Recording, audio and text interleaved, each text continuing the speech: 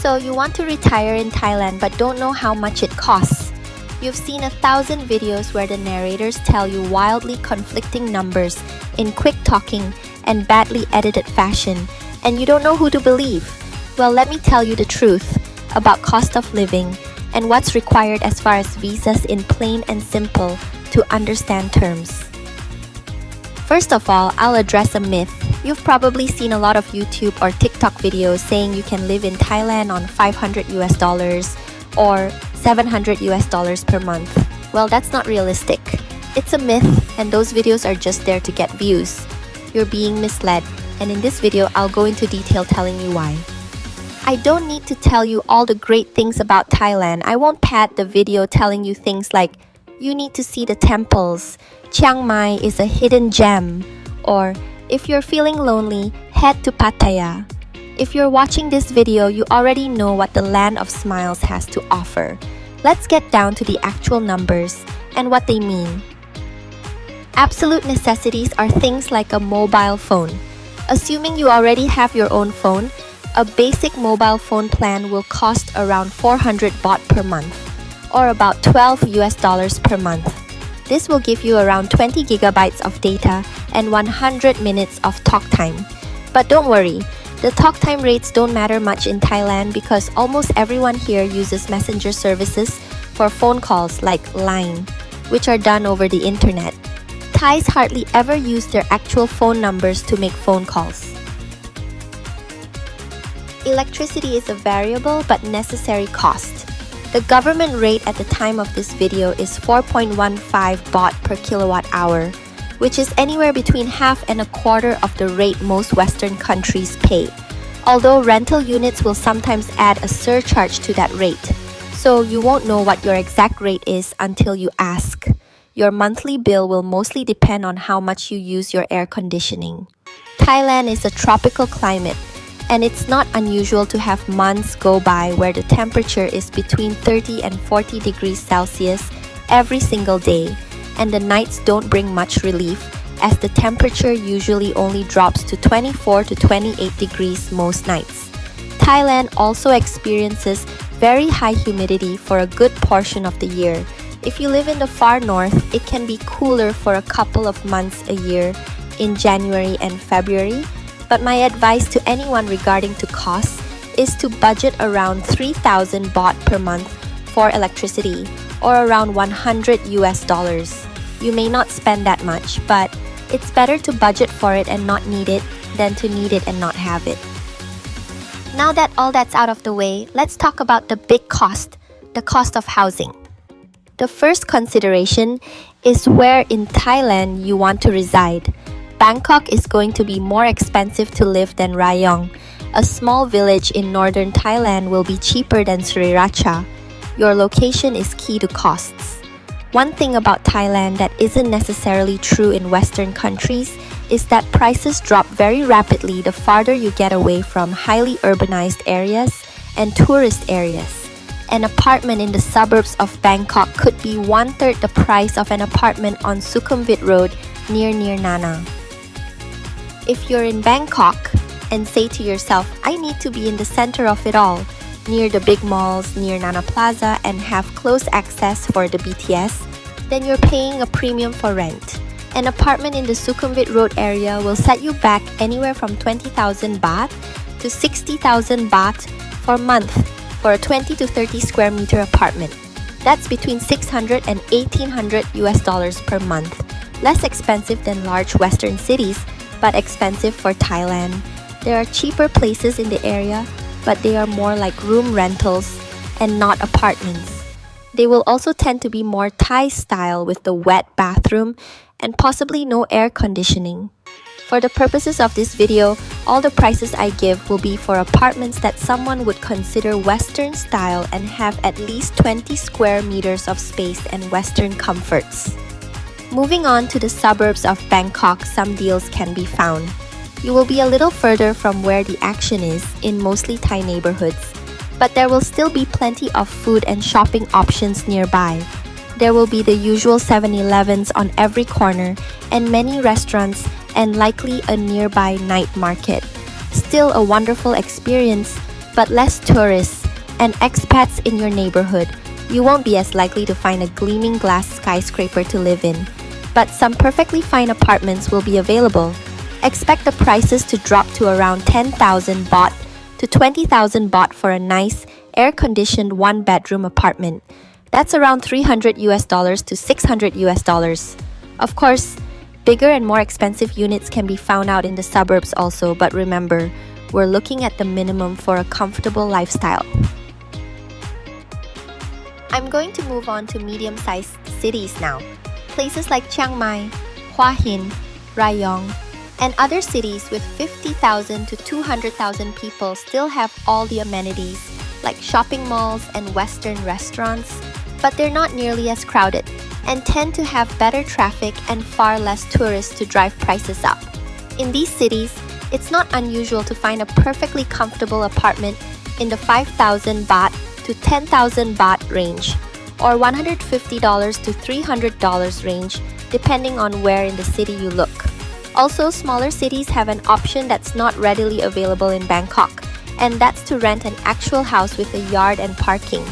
A house in these regions is usually a 2 to 4 bedroom house and can be had for between 15,000 and 35,000 baht per month. The next option is small towns and villages. This is not usually a place where expats settle down because there are almost no creature comforts in these areas. There will be no shopping malls, no Western food, or extremely little Western food, and there may only be 1 or 2 7-Elevens within a reasonable distance. That's it. However, some people do like the simple, quiet life, so this is for them. You will likely not find any sort of condominium here, or any tall buildings.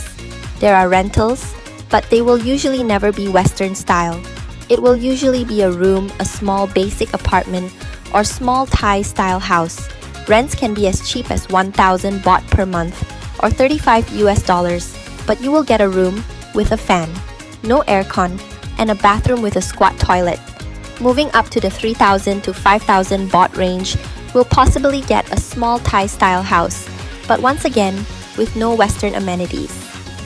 This type of living is for people who truly do like the simple life. One further option is to build your own house, which can be done cheaply here. Foreigners cannot own land in Thailand, but you can lease land for many years, 20, 30, or even 40 years, and build your own home on it. I don't recommend this option before you thoroughly look over the possible pitfalls because it can be a risky venture. Finally, the last option is tourist regions. I saved this for last because there are a lot of variables with these areas. Places like Phuket, Krabi, Koh Samui, and Pattaya are examples of these places. They are usually medium-sized cities, but depending on where you are in the city, the costs can vary drastically. In Phuket, for example, if you are anywhere within walking distance of Patong Beach, expect to pay 5 to 10 times more. For everything, food will be more expensive, housing will be more expensive, entertainment will be more expensive, and they will be considerably more expensive.